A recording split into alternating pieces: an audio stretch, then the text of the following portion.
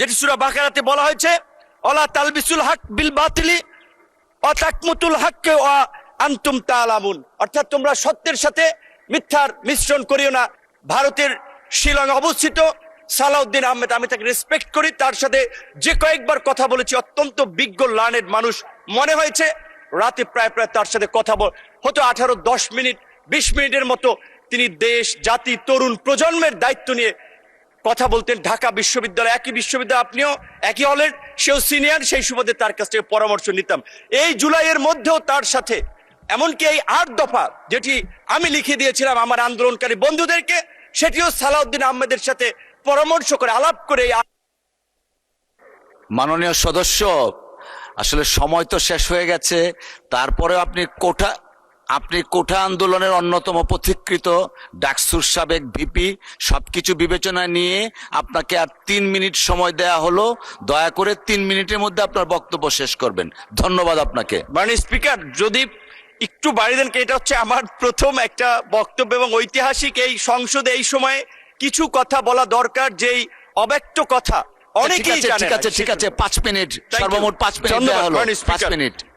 মাননীয় স্পিকার, আপনি জানেন আজকের সংসদ নেতা বিএনপির চেয়ারম্যান জনাব তারেক রহমানকে 111-এর বিরাজনীতিকরণ প্রক্রিয়ার অংশ হিসেবে দেশ তাকে বাধ্য করেছিল, কিন্তু সুদূর প্রবাসে নির্বাসিত থেকেও তিনি দেশের সাথে, দেশের নেতা কর্মীদের সাথেই শুধু ছিলেন না, অপর রাজনৈতিক দলের সাথেও সম্পৃক্ত ছিলেন। যেই কারণেই 2022 সালের 30 ডিসেম্বর আনুষ্ঠানিকভাবে 31টি দলকে নিয়ে সরকার ও শাসন ব্যবস্থা পরিবর্তনের 1 দফার যুগপৎ আন্দোলন সূচনা করেছিলেন।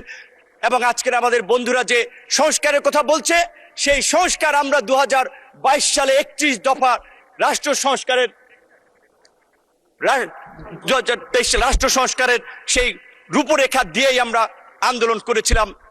এমনকি এই 24-এর গণ অভ্যুত্থানের পূর্বেও আমাদের আজকের অনেক সংসদ সদস্য এবং সেই সময়ের আন্দোলনের বন্ধুরা আমাকে দায়িত্ব দিয়েছিলেন, বলেছিলেন আপনি কনফার্ম করেন এই আন্দোলনে বিএনপি আমাদের সাথে আছে, সাপোর্ট করবে, তবেই আমরা 1 দফাতে আমরা যেতে পারি। তারই ধারাবাহিকতায় আমি যেদিন গ্রেপ্তার হই 19 জুলাই দিবাগত রাত 20 তারিখে পড়ে গেছে, সেদিন আজকের আমার ডান পাশে বসা মাননীয় তথ্যমন্ত্রী জহিরুদ্দিন স্বপন, তার মোবাইল ফোনে আমির খসরু মাহমুদ চৌধুরী, বিএনপির প্রেস উইং এর কর্মকর্তা সাইরুল কবিরের মাধ্যমে বিএনপির মহাসচিব, আজকের এলজিআরডি মন্ত্রী, তাদের সাথে কথা বলি। হেফাজতের নেতা থেকে শুরু করে অন্যান্য রাজনৈতিক দলের নেতৃবৃন্দের সাথে যোগাযোগ করেছিলাম।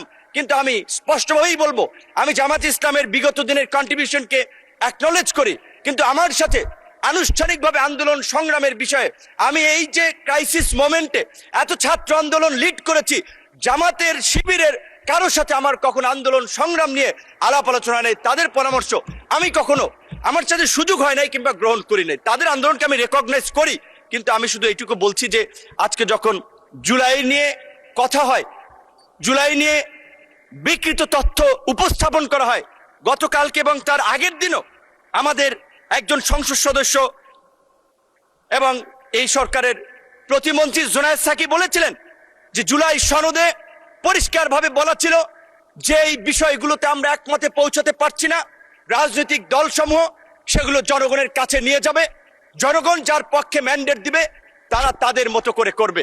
তো আজকে জুলাই সনদ যে ইস্যুতে বিএনপির দ্বিমত ছিল, নোট অফ ডিসেন্ট ছিল, সেটা বিএনপি বাস্তবায়ন করবে, এটাই স্বাভাবিক। কিন্তু এটাকে মিথ্যা, সত্যের সাথে মিথ্যাকে জড়িয়ে আমি মনে করি এই অপপ্রচার অন্তত আমাদের বিরোধী দলের বন্ধুদের করা উচিত নয়। এই সম্পর্কে আমি, তারা যেহেতু কোরআন হাদিসের রেফারেন্স মাঝে মাঝে দিয়ে থাকেন, তাই আমি একটি আয়াত দিয়ে আমি তাদেরকে বলতে চাই, যেটি সূরা বাকারাতে বলা হয়েছে, ওয়ালা তালবিসুল হক বিল বাতিলি ওয়া তাকমুতুল হককে ওয়া আনতুম তাআলামুন, অর্থাৎ তোমরা সত্যের সাথে মিথ্যার মিশ্রণ করিও না, জেনে শুনে সত্য গোপন করিও না। সুতরাং আমার বন্ধুদেরকে আমি বলবো, আজকে বিএনপি এবং তার জোট সঙ্গীদেরকে যেভাবে সংস্কার বিরোধী হিসেবে উপস্থাপন করা হচ্ছে, সেটি মোটেই একটি সুস্থ ধারার রাজনীতির লক্ষণ নয়। আজকে আমরা রাজনীতিতে গুণগত পরিবর্তনের কথা বলি, ইতিবাচক পরিবর্তনের কথা বলি।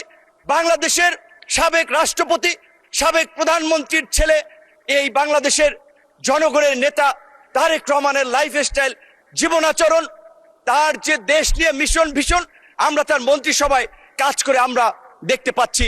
তাই আমি আমার বিরোধী দলের বন্ধুদেরকে বলবো, আপনারা তর্কের খাতিরে তর্ক, বিরোধিতার খাতিরে বিরোধিতা না করে আল্লাহর রাস্তে এই 5 বছর এই সরকারকে গঠনমূলক সমালোচনা এবং ইতিবাচক পরামর্শের মাধ্যমে সহযোগিতা করুন। বাত ব্যথা, প্যারালাইসিস কিংবা আর্থ্রাইটিস, আধুনিক ফিজিওথেরাপি ও পুনর্বাসন চিকিৎসায় নির্ভরযোগ্য নাম DPRC।